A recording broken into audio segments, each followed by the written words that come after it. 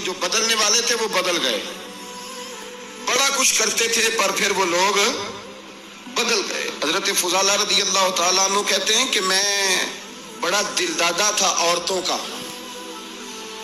اور میرا ماحول یہ تھا کہ میں قتل بھی کر لیتا تھا، معاذ اللہ چوری بھی کر لیتا تھا، اور رات میری طبیعت تھی معاذ اللہ نئی سے نئی عورت کے پاس جانا۔ کہتے ہیں ابو جہل نے اعلان کیا کہ جو نبی پاک علیہ السلام کا سر اقدس معاذ اللہ کاٹ کے لائے گا، نقل کفر کفر نہ باشد، 100 سرخ اونٹ انعام ملے گا۔ تو میں نے ارادہ کر لیا کہ میں بہت سارا انعام حاصل کروں گا۔ قرآن مجید میں نا اللہ فرماتا ہے کہ بہت سارے لوگ ایسے ہیں جنہیں اگر میں رزق میں کشادگی دے دوں، زیادہ پیسے دے دوں، فرمایا باغی ہو جائیں، وہ سرکش ہو جائیں۔ یہ بہت سارے لوگوں کو جو اللہ تبارک و تعالیٰ اعتدال میں رکھتا ہے تو یہ ان کے لیے بہتر ہے۔ ہر بندہ دولت کے ہوتے ہوئے نیک ہو سکتا، تو یہ اللہ اگر رکھتا ہے نا اعتدال میں تو شکر کرے اللہ کا، ورنہ تو لوگ عیاشیاں کرے، پتہ نہیں کیا کچھ کر گزرے۔ تو حضرت فضالہ کہتے ہیں کہ میں نے خنجر تیار کیا اور میں نے بغل میں اس کو چھپایا، اوپر میں نے چادر اوڑھ لی۔ اب مجھے پتا تھا ظہر کی نماز کے بعد نبی پاک صلی اللہ علیہ وسلم طواف کعبہ کے لیے، بیت اللہ شریف کے طواف کے لیے جاتے ہیں۔ کہتے ہیں میں بھی اس طرف بڑھا، رستے میں نا وہ خاتون جس کے گھر میں نے رات آنا تھا، میں نے دروازے پہ دستک دی، میں نے کہا کہ تیار رہنا، آج میں بڑے پیسے لے کے آؤں گا۔ اس سے میں نے یہ کہا اور پھر میں چلا گیا بیت اللہ شریف کا طواف کرنے۔ کہتے ہیں اللہ کے محبوب بھی طواف کر رہے تھے تو میں نے بھی طواف شروع کر دیا۔ ارادہ یہ تھا کہ جہاں نبی پاک علیہ السلام میرے قریب سے گزریں گے تو موقع پا کر میں حضور کے جسم اقدس پر خنجر کھونک دوں گا اور معاذ اللہ شہید کر دوں گا۔ کہتے ہیں حضور ایک دفعہ بھی میرے پاس سے گزرے تو میں ہمت نہ کر سکا، دوسری دفعہ بھی پاس سے گزرے تو میں ہمت نہ کر سکا، تیسری دفعہ بھی گزرے تو میں ہمت۔ نبی کریم صلی اللہ علیہ وسلم 2-3 دفعہ گزرے تو فرماتے ہیں کہ مجھے موقع نہ ملا، اس لیے کہ حضور فرماتے ہیں اللہ نے روب کے ساتھ میری مدد فرمائی، دشمن پر میرا روب طاری ہو جاتا ہے۔ فرماتے ہیں جب چکر پورے ہو گئے تو محبوب کریم نہ چھٹے چکر پہ فرمانے لگے فضالہ چکر ایک رہ گیا ہے، بے خبر ہو جو غلاموں سے وہ آقا کیا ہے، ایک پھیرا رہ گیا ہے۔ کہتے ہیں طواف مکمل ہو گیا تو محبوب میرے قریب آئے، فرمایا وہ کام کرتے کیوں نہیں جس کے لیے آئے تھے؟ تو میں نے عرض کی یا رسول اللہ کون سا کام، کیسا کام؟ اندر تو چور تھا نا، 5 فقیروں کسے نہیں ماریا، اے ہوئی چور اندر دا، اندر چور تھا نا۔ کہتے ہیں حضور نے مجھے کندھے سے پکڑ کے ہلایا، فرمایا کرتے کیوں نہیں؟ جب حضور نے ہلایا تو وہ خنجر بھی پیروں میں گرا اور میں بھی رسول اللہ کے پیروں میں گر گیا۔ میں نے کہا حضور مجھے کلمہ پڑھا دیں۔ کہتے ہیں حضور نے پہلے میرے دل پہ دست مبارک پھیرا، پھر میرے نبی نے مجھے کلمہ پڑھا دیا۔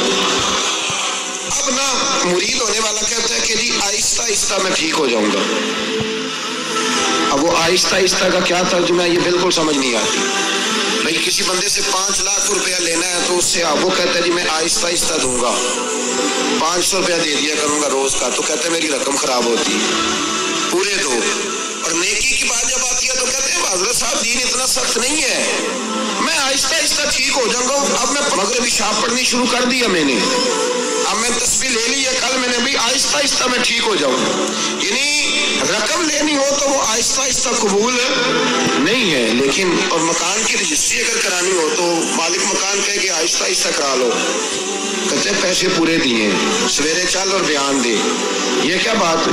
یہاں یہ جو ہمارا ماحول تھا نا کر لیں گے ہو جائے گا، یقین کریں لوگ قبروں میں چلے گئے ہیں پر مسجدوں میں نہیں آئے، ہر کام سے لوگ ریٹائر ہوئے پر گناہوں سے ریٹائر نہیں ہوئے، آخر تک تباہی اتر گئی، لیکن لوگ بدلنے کو تیار نہ ہوئے۔ حضرت فضالہ کہتے ہیں ابھی میں نے کلمہ پڑھا، ابھی میں واپس آیا، رستے میں وہ بی بی کھڑی تھی، کہتے ہیں میں وہ شخص تھا کہ عورتیں مرتی تھی میرے اوپر اور کسی کی جرت تھی کہ وہ آئے بائیں شائیں کرے، لیکن فرماتے ہیں میں بی بی کے پاس سے گزر گیا، پہلے تو اس کا خیال تھا رکے گا، لیکن جب میں رکا نہ تو دروازے پہ آئی، اور جب میں گزر گیا تو اس نے آواز دی، لیکن میں نے سنی انسنی کر دی، جب آگے بڑھا تو میرے پیچھے دوڑی۔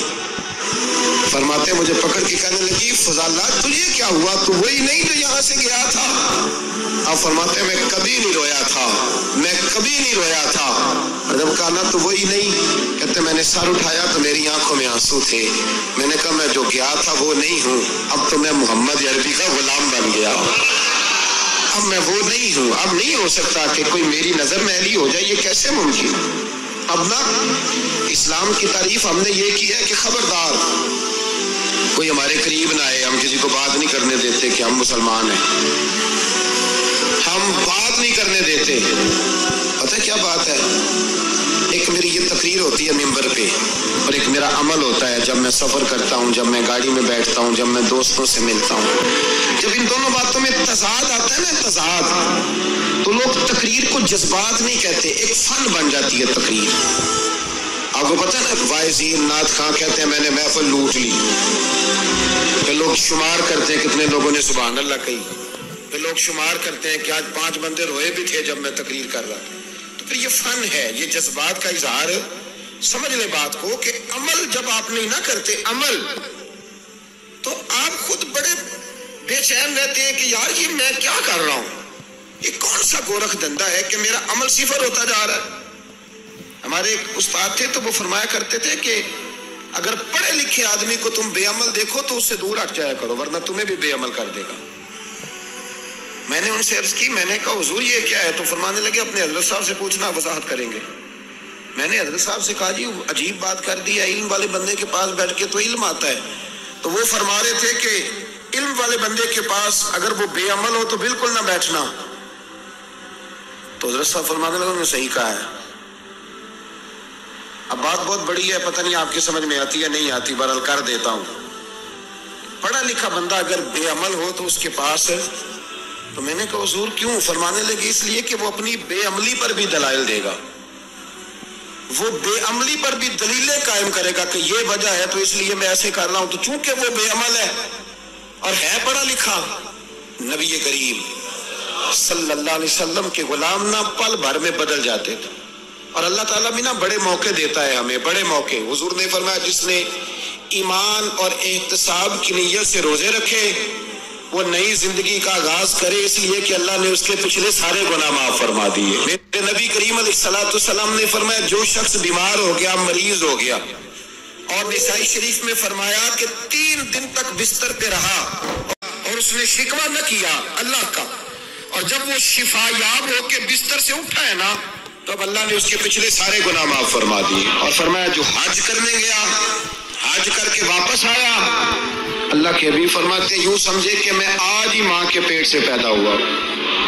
बड़े मौके अल्लाह ने दिए, बड़े मौके, बड़े सारे मौके अता फरमाए कि मैं तेरे पिछले गुनाह माफ कर दूंगा, तू भी तो नई जिंदगी का आगाज करना, तू भी तो शुरू करना नए सिरे से, तू भी तो बदल के आना, तू भी तो अपने अंदर तब्दीली पैदा करना।